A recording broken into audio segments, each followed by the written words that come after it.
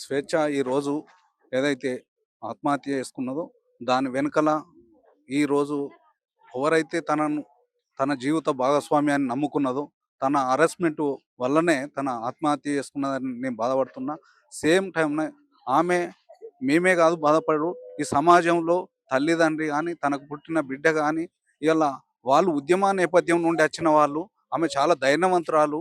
జర్నలిస్టుగా తన పాత్ర ఉద్యమంలో కూడా తన పాత్ర తెలంగాణ ఉద్యమంలో అనేకం చేసినట్లాంటి వ్యక్తి. ఆమె ఆమె అంత ఆత్మహత్య చేసుకుంది అని అంటే దాని వెనుకల ఎంత ఒత్తిడి ఉండడం వల్ల ఇలా చేసుకుంది అనేది మనకు అర్థమవుతుంది. కాబట్టి ఏ మహిళ కూడా ఇలాంటి ఆత్మహత్యలు చేసుకోవద్దు. నిజంగా ఈమె చేసుకుంది అనంటే దాని వెనుకల బలమైన కారణం ఉంది. ఇది పురుషాధిక్యతతో ఇలా మోసం చేస్తుంది. ఆడవాళ్ళని ఒక వస్తువుగా చూస్తున్నట్లాంటి పరిస్థితి. వాళ్ళకు మాటలలో నిజంగా స్వేచ్ఛ, సమానత్వం, సౌభ్రతత్వం అంటారు కానీ ఆచరణలోకి వచ్చే వరకల్లా సమానత్వంలో లేదు, సౌభ్రతత్వం లేదు.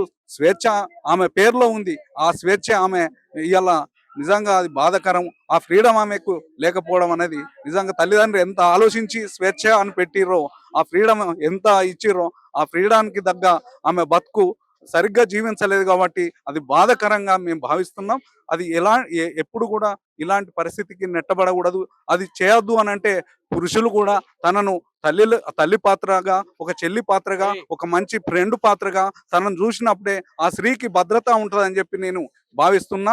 కాబట్టి ప్రతి ఒక్కరు కూడా స్వేచ్ఛ త్యాగం ఇవాళ ఏదైతే జరిగిందో ఆత్మహత్య, దాన్ని వెనుకలో ఉన్నట్లాంటి ఆ శక్తులు, దుష్టశక్తి అని ఏదైతే తన జీవిత భాగస్వామ్యం అనుకుంటున్నామో తనను ఖచ్చితంగా దొరకబట్టి కఠినంగా చట్ట ప్రకారం వాళ్ళని శిక్షించాల్సిన అవసరం కూడా గవర్నమెంట్ పైన ఉందని చెప్పి ఈ సందర్భంగా మేము వేడుకుంటున్నాం. మీకు ఎప్పటి నుంచి పరిచయం సార్ స్వేచ్ఛ గారు? లాస్ట్ టైం ఎప్పుడు?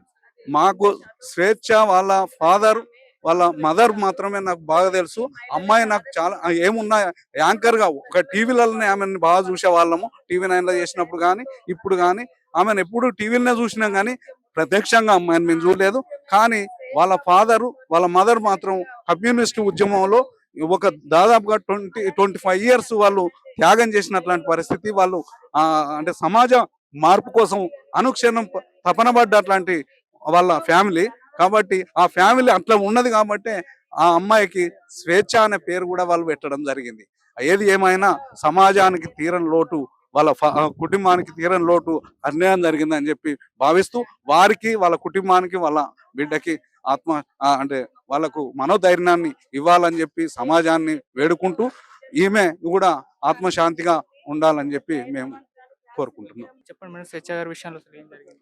స్వేచ్ఛ అనే బిడ్డ చాలా ఆడపిల్ల కాదు, ఆడపులిలాగా ప్రజలకు ఎన్నో అనుభవాలతోని తీర్చిదిద్ది వాళ్ళ అమ్మ నాన్నలు ప్రజాసేవల్లో అంకితం చేసిన ఆ బిడ్డ ఈరోజు చనిపోయిందంటే మెయిన్ కారణం పూర్ణచందర్. వాడు ఏడున్నా తీసుకొచ్చి పొక్కలు చేసి వానికి ఉరి శిక్ష పడేదాకా మేము వదిలేది లేదు.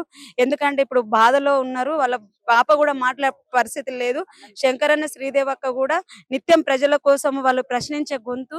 అందులో మేము కూడా వాళ్ళ వెనుకలో అడుగులో అడుగేసి గత 15 ఏళ్ల నుండి వాళ్ళ కుటుంబంతో మాకు చాలా దగ్గర సంబంధము. ఎందుకంటే ఆ బిడ్డ అలాంటి చేసుకునేది కాదు, కావాలని వాడు చెడు దూరి ఆలోచనతోనే ఉండే నా విధవ వాడు. కాబట్టి వాడు అమ్మాయిని ఏదో చేసి ఉంటాడు. అందుకనే మేము ఏమంటున్నామంటే దొరికేదాకా ఊరుకునేది లేదు.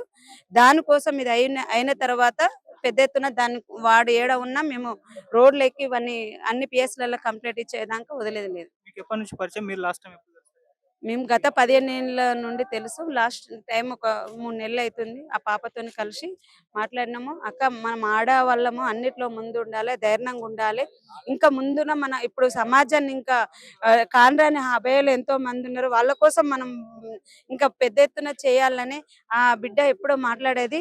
అలాంటి ధైర్యం గల శక్తి ఒక ఆడపులి అనే అమ్మాయి ఇట్లా చనిపోయిందంటే ఎవరైనా తెలంగాణ కాదు, ఆంధ్ర తెలంగాణ జీర్ణించుకున్న పరిస్థితిలో లేదు.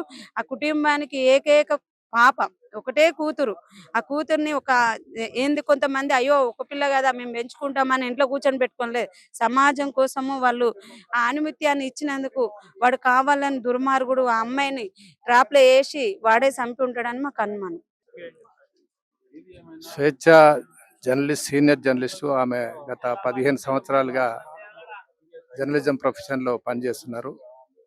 అంతేకాకుండా ఆమె మన జర్నలిస్ట్ కోఆపరేటివ్ హౌసింగ్ సొసైటీ సభ్యురాలు కూడా ఎన్నికైనారు. అనేక సమస్యలను ప్రజా సమస్యలను ప్రతిబింబింపజేయడంలో ఆమె కీలక పాత్ర నిర్వహించారు. అటువంటి ధైర్య సాహసాలు కలిగిన వ్యక్తి ఆత్మహత్య చేసుకుందంటే కొంత అనుమానాస్పదమైనటువంటి వాతావరణం కనిపిస్తుంది. దీని మీద విచారణ జరగాల్సినటువంటి అవసరం ఉంది.